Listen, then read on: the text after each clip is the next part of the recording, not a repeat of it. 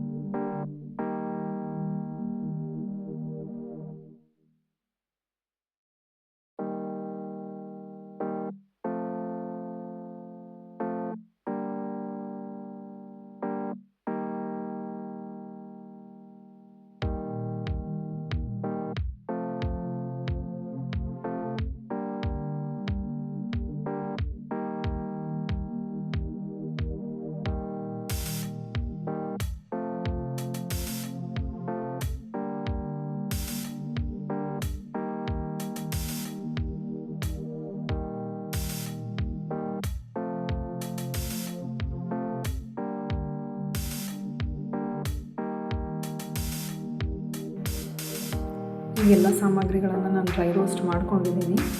ಇದಕ್ಕೆ ಕೊನೆಯಲ್ಲಿ ಇಂಗು, ಉಪ್ಪು ಮತ್ತು ಖಾರ ಪುಡಿ ಇದಿಷ್ಟನ್ನು ಮಿಕ್ಸ್ ಮಾಡ್ಕೊಳ್ತಾ ಇದ್ದೀನಿ. ನಾನಿಲ್ಲಿ ಮೆಣಸಿನ್ಕಾಯಿ ತೊಗೊಂಡಿಲ್ಲ, ಕೆಂಪು ಮೆಣಸಿನ್ಕಾಯಿ, ಅದ್ರ ಬದಲಾಗಿ ನಾನು ಖಾರ ಪುಡಿಯನ್ನು ತೊಗೊಂಡಿದ್ದೀನಿ. ಇದೆಲ್ಲನೂ ಏನಂದರೆ ನಾವು ಪೌಡರ್ ಮಾಡ್ಕೋಬೇಕು.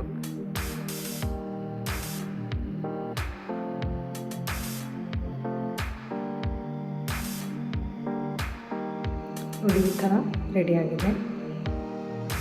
ನಾನು 2 ಬ್ಯಾಚಲ್ಲಿ ಏನಂದರೆ ಮಿಕ್ಸಿ ಮಾಡ್ಕೊಂಡಿದ್ದೀನಿ. ಸಾಂಬಾರು ಪುಡಿ ರೆಡಿ. Thank you.